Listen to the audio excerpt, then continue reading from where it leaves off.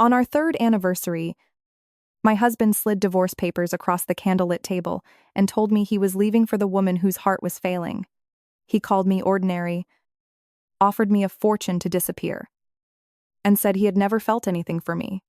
What he did not know was that the surgeon he had been begging to find the only doctor willing to attempt her impossible operation was sitting across from him. Holding the pen, Grant Whitmore did not touch the dinner I had made. Rain streaked the windows of our Lake Washington estate, turning the lights of Seattle into blurred gold behind him. He removed his coat, placed a thick envelope beside my plate, and looked at me with the calm expression he used before firing executives. "Sign it," he said. I opened the envelope. Divorce petition. A deed to a luxury condo downtown. A cashier's check for $10 million. Grant leaned back. "That is more than fair." "Fair? You lived well. You never had to worry about money. I protected you from the real world." I glanced at the untouched roast, the candles, and the flowers I had arranged that morning. "Why tonight?" Vanessa came back. He said her name softly. That was the first tenderness I had heard in his voice all evening. Grant continued. "Her condition is worse. She needs me. And I am done pretending this marriage is anything except an obligation." "An obligation, you chose?" "An obligation created by a bad night and a worse decision. Years earlier, at a charity gala, Grant had collapsed after someone slipped a drug into his drink. I had kept him breathing until the ambulance arrived. By sunrise, photographs of us leaving the hotel through a service entrance were everywhere. His family wanted the scandal buried. Grant proposed before the week ended. Not from love, but because marriage gave the press a cleaner story. I had been foolish enough to believe kindness could become love. Grant tapped the papers. "Do not make this ugly. Claire, Vanessa is sick. If you fight me now, everyone will see you as the bitter wife attacking a dying woman." There it was. The insult, the threat, and the victim act, packed into a single breath. "You gave up your career?" He added. "You chose this life. Do not rewrite history because it ended badly." I picked up the pen and signed. Then I pushed the check and the deed back across the table. Grant's eyes narrowed. "What are you doing?" "Keep them. You are about to learn how expensive it is to underestimate me. My name is Claire Bennett. Until that night, society pages called me Mrs. Grant Whitmore, the quiet wife who stood behind a billionaire and rarely spoke. Grant knew I had trained in cardiothoracic surgery. He never cared enough to learn that I had completed my fellowship, led an experimental valve program overseas, or that the medical world knew me by my mother's surname, Dr. Claire Vale. I left the ring on top of the check, packed a small suitcase, and called Noah Mercer. He answered immediately. "Claire? It is over." "A pause. Where are you?" "Still at the house." "I am coming." Noah was the chief medical officer at North Sound Heart Institute and my closest friend from medical school. He had spent years asking me to return. He never mocked my decision to step away, but he never pretended it had not cost me. When his headlights cut across the circular drive, I walked out without looking back. Noah took my suitcase and studied my face. "Did he hurt you?" "No." "Did he try?" "Not in a way that leaves bruises." He opened the passenger door. "Then let us make sure he never gets another chance." The next morning, Grant's assistant found the signed papers, the untouched check, and my wedding ring on his desk. Noah heard about Grant's reaction through the hospital board before lunch. He thought you would negotiate. Noah told me we were standing in a private conference room at North Sound. Patient scans glowed across the wall display. He thought I would beg. I said, "He has private investigators looking for you. Let them."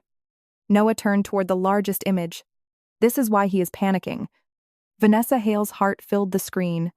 Her left ventricle was enlarged. 2 valves were failing. The surrounding tissue showed an aggressive pattern of damage that did not match her age or medical history. I moved closer. "Who has been treating her?" "A team Grant assembled. Specialists from Boston, Cleveland, and California. They keep changing medications because nothing holds. They are treating the collapse." Not the cause. Noah watched me read the scan. Can you operate? Not yet. Her kidneys are unstable, and the tissue is too inflamed. She needs a controlled support protocol before anyone opens her chest. Grant has been searching for Dr. Vale. I know. He offered the institute anything it wanted. I looked at him, then give him terms. Noah's mouth tightened. Claire, this is your husband's mistress. Former husband. The ink is not dry. It is dry enough. You do not owe either of them this. I am not doing it for them. She is a patient. But Grant will not walk into my hospital, buy access, and give orders. Noah folded his arms. What are the terms? All communication goes through you. No private meetings. No photographs. No recording. I appear by secure video under full protective gear. And my voice is filtered. The surgical retainer is $10 million, paid before treatment begins. The exact amount he offered you? The exact amount he thought could buy my silence. Noah gave a slow nod. And if he breaks the rules, I walk. Grant signed the contract that afternoon. He complained first. Noah put the call on speaker while I stood across the office. $10 million for a surgeon who will not show her face? Grant snapped. This sounds like extortion. Noah replied. Then hire someone else? There is no one else? Now you understand the price. Grant lowered his voice. Tell Dr. Vale I expect results. I leaned toward the speaker. But Noah shook his head. Not yet. The first secure conference happened the following morning. I wore a sterile hood. A respirator. And a voice filter that flattened my words into a low mechanical tone. Grant sat at the head of the hospital conference table with Vanessa's cardiology team around him. Vanessa remained in bed. Off camera, a specialist summarized her latest rhythm problems. I listened, then changed the treatment plan. Stop the high-dose diuretic. I said, you are pushing her kidneys toward failure. A doctor frowned. Her fluid load is severe. So is the renal injury you are causing? Begin mechanical support and reduce the stimulant medication. Grant interrupted. That medication was prescribed to keep her blood pressure up.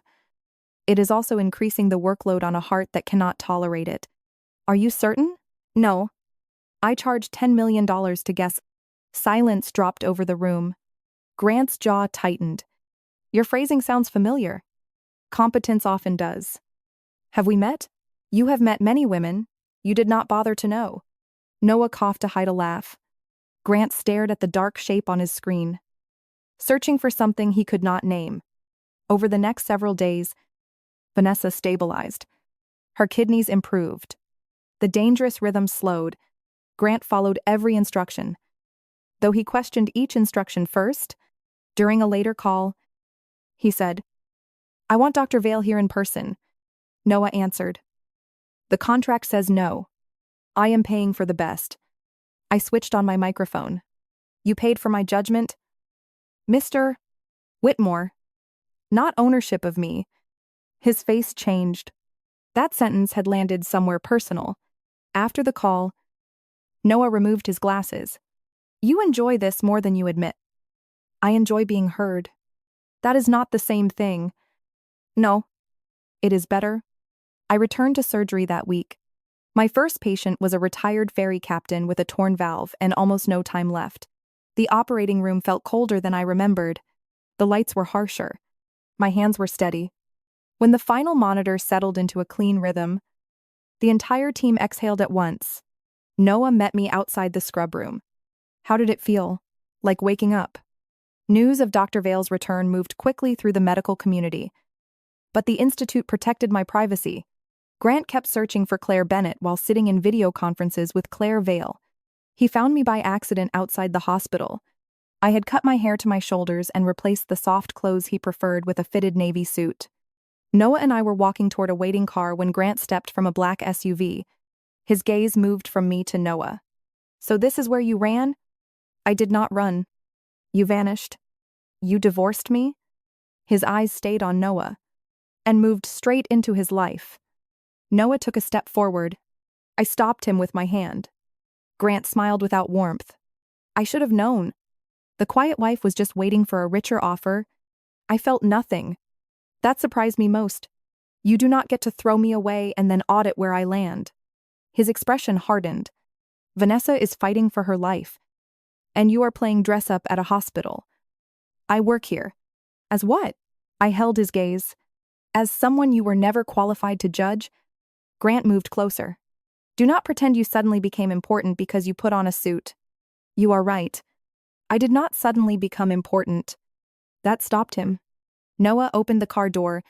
I got in and left Grant standing at the curb. Vanessa's condition improved enough for preliminary surgery planning. I reviewed every scan, every lab result, and every medication order. Something still bothered me. The damage pattern was wrong. Her medical record described a rare inflammatory disease, yet the tissue changes looked chemical. Repeated exposure. Short bursts. High intensity. I ordered a toxicology panel that was not part of the standard workup. Noah read the result beside me. An illegal synthetic stimulant. He said, "It can cause this? With repeated use?" Yes. Could someone have given it to her without her knowledge? Possible. You do not believe that? No. The dosage pattern was too controlled. Vanessa's crises appeared before important moments. Before Grant announced the divorce, before he pressured the institute, before each time he started asking whether her illness had been exaggerated. I did not accuse her. I set a trap. We replaced her unsecured medication drawer with a monitored cabinet. We flagged the batch numbers of every approved drug. We installed a tamper seal on her central line and told the nursing staff to report any unexplained rhythm change immediately. Then I waited. Tell me honestly, would you have saved the woman who helped erase you? Or walked away? Grant called Noah that evening. Vanessa says Dr. Vale is delaying the operation. She is not ready. She thinks the doctor is enjoying the control. I was in the office and heard every word. Noah replied, Vanessa is alive because Dr. Vale took control. Grant's voice went cold. Do not speak about her like she is difficult. She is terrified. So is every patient facing open-heart surgery? She has suffered enough? I pressed the speaker button, then stopped turning her fear into authority. Grant froze. Dr. Vale? A frightened patient still has to follow orders. You do not know Vanessa. I know her blood work. She says you are treating her like a criminal. I am treating her like a patient whose test results do not match her story. His eyes sharpened. What does that mean? It means I am still looking. Vanessa demanded to speak with me directly after that call. I allowed audio only. Her voice was soft and weak. Dr. Vale, I know you think I am dramatic. I think your heart is damaged. Grant told me you are very cold. Grant mistakes boundaries for cruelty. She breathed into the phone. He has been through a painful divorce. So have I? A pause. You sound like you hate him? I do not spend emotion on other people's husbands. Her breathing changed. He is not married anymore. Then you have nothing to worry about. I worry because some women cannot accept losing. I looked at the toxicology report in front of me. Neither can some patients. She ended the call. 2 nights later, Noah and I attended a private meeting at the Cascade Club downtown. A medical device company was demonstrating a new temporary heart support system. The club occupied the top floor of a restored bank building, all dark wood, brass lamp, and quiet money. Grant was there with corporate partners. I saw him through the glass wall of a private lounge. He sat at the end of the table, exhausted, distracted, barely listening to the men around him. Then I saw the bartender. He set a bottle of bourbon on the service counter, looked over his shoulder, and dropped a clear tablet into a glass. It dissolved instantly. My body went still. Years earlier, Grant had collapsed after a colorless drug was placed in his drink. The investigation had gone nowhere. He had never asked why I happened to be near the service hallway that night. He had only accepted the cleaner story his family built afterward. The bartender lifted the tray and headed toward Grant. I followed. Grant reached for the glass. I slapped it from his hand. Bourbon hit the carpet. The glass shattered. Every man in the room stood. Grant stared at me. What the hell is wrong with you? Do not touch the spill. You storm into my meeting and smash my drink? The bartender backed toward the door. I pointed at him. Stop that man. Grant grabbed my wrist. You always need a scene. Do you? Your drink was drugged? His grip loosened. One of the partners laughed nervously. That is a serious accusation. I looked at the bartender. Empty your pockets? He ran. Club security caught him near the elevator. Grant turned on me. How did you know? I watched him dose the glass. With what? I will tell you after the lab does. His face went pale. The gala. Yes. You think it is the same drug? I think someone learned the first attempt worked. Grant's eyes narrowed. Who? Ask the man who just tried to escape. The bartender denied everything until police found a second tablet in his jacket and a payment transfer on his phone. The sender used a Shell account. But the message attached to the transfer contained a room number at North Sound. Vanessa's room. Grant refused to believe it. He arrived at the hospital before the police finished taking statements and demanded to see her. Noah met him outside the cardiac unit. You cannot go in angry. Noah said, move. She is medically fragile. She tried to drug me. You do not know that yet. I know the payment came from her room. Vanessa heard him from inside. Grant? He pushed past Noah. I watched from the observation room through the glass. Vanessa sat upright in bed. Oxygen tubing under her nose. She looked small, pale, and perfectly breakable. Grant held up a printed screenshot. Tell me this is fake. Her eyes filled immediately. What happened? I do not understand. The bartender, the transfer, the message from your room. She pressed a hand to her chest. You are accusing me while I am lying here dying? I'm asking you a question. I was scared. Grant went motionless. Vanessa began to cry. You were pulling away? You kept asking about Claire. You kept watching the hall whenever she came to the hospital. Claire has nothing to do with this. Then why does she still control you? She does not. You chased her car. You had people looking for her. You notice every room she enters. Grant lowered the paper. So you tried to drug me?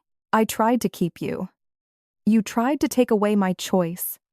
You took away mine first. You married her. I married Claire because I thought it was the responsible thing to do. And you punished me for it? You left. I was sick. You did not tell me? I knew you would stay if you saw me dying. Grant looked at her as if her face had changed. Vanessa reached for him. Please. I love you. He stepped back. You do not drug people you love. Her tears stopped as quickly as they had started. Do not stand there pretending you are better than me, she said. You used Claire for years. You let her cook for you. Wait for you. Protect your name. And sleep alone. Then you discarded her when I came back. At least I know what I am. Grant flinched. Vanessa smiled through wet eyes. You are not angry because I manipulated you. You are angry because I said out loud what you did to her.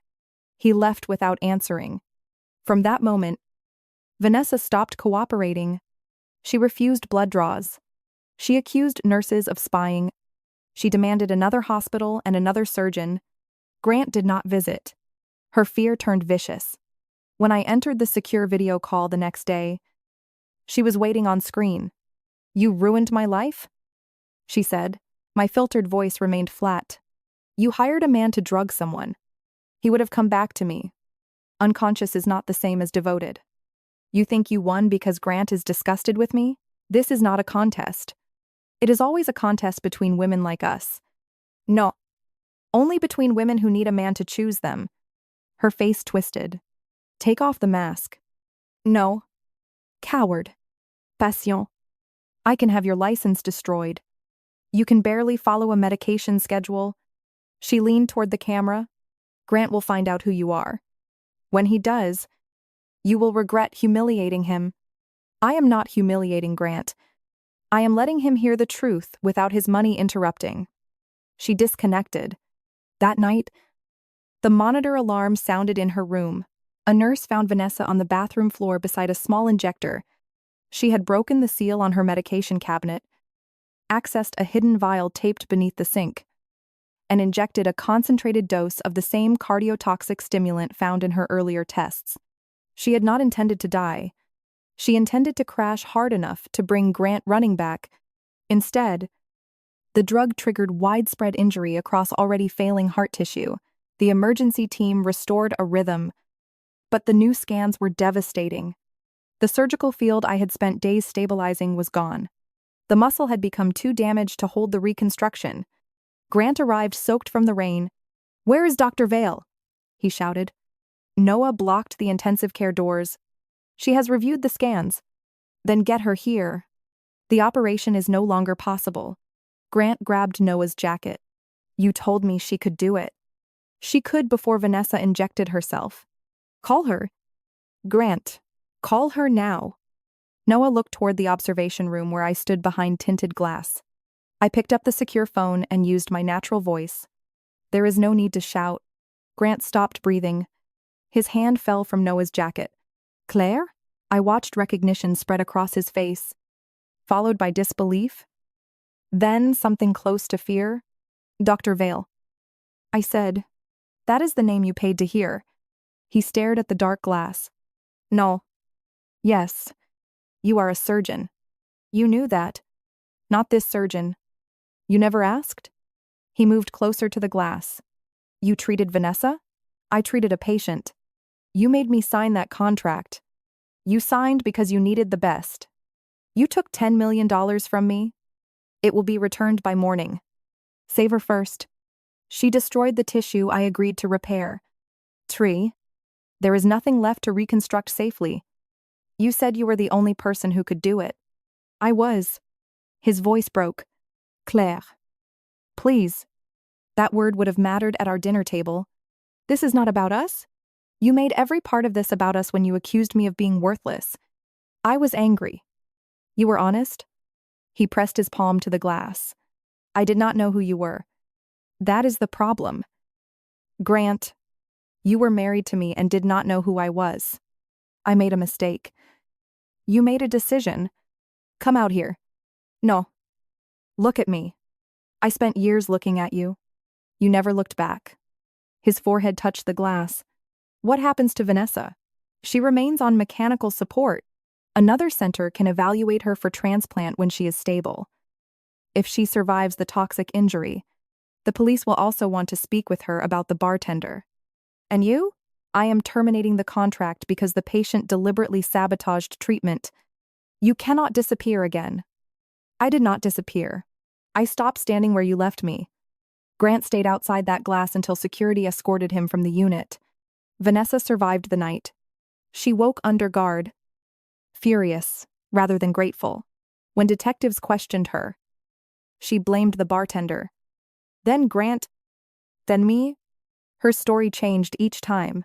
The payment records did not. The institute transferred her to a long-term cardiac center. After she stabilized, she faced charges for conspiracy, attempted drugging, and possession of an illegal controlled substance. Her transplant review was delayed because the medical board could not trust her to follow treatment. Grant's company released a statement calling the incident a private medical matter. That lasted until club security footage leaked. Board members placed him on temporary leave, not because he had committed a crime, but because his judgment had become a public liability. He came to see me after the divorce was finalized. I was in a glass conference room overlooking Elliott Bay, reviewing plans for a new surgical program. Grant waited outside until my assistant told me he refused to leave. I let him in. He looked older. No tie, no entourage, no polished speech. He placed the final divorce decree on the table. "It is done," he said. "Yes." He glanced at the program plans. "Your name is everywhere. It belongs there." I found articles, awards, cases overseas. "You developed the technique Vanessa needed. With a team. You were famous before we married. I was respected. There is a difference." He swallowed. "Why did you give it up? I thought building a life with you required space." "I never asked you to quit. You made contempt the price of staying visible." "That is not fair." "It is accurate." He looked down at his hands. "I thought you were hiding because you had failed. You thought silence meant emptiness?" "I was wrong." "Yes. Vanessa lied to me. So did your ego. He looked up sharply. I was manipulated. You were willing. That is cruel. That is why it hurts. He walked to the window, then turned back. I do not love her. That is no longer useful information. I do not think I ever did. You loved the version of yourself, she reflected. Powerful. Needed. Tragics. And you? I loved you. The answer stunned him. He stepped closer. Then there is still something. No. There was something. You killed it carefully. Claire. Give me another chance. I gave you every day we were married. I can change. Change. For you? For yourself? I am not taking another unpaid position in your rehabilitation. His jaw tightened. The old Grant surfaced for a second. You enjoy watching me fall? No. I enjoy no longer being underneath you. I lost everything. You still have wealth? Influence. And a company with your name on it. I lost you. You let me go before you knew I was valuable. I know that now. That is not love. That is an appraisal. He had no answer. I slid the divorce decree back toward him. Take this with you. He did not move. Claire, Dr. Bennett in this building? His face emptied. I opened the door. He left. Months later, North Sound announced the Claire Bennett Center for Advanced Cardiac Reconstruction. I refused to name it Dr. Vale. That identity had protected me when I needed distance.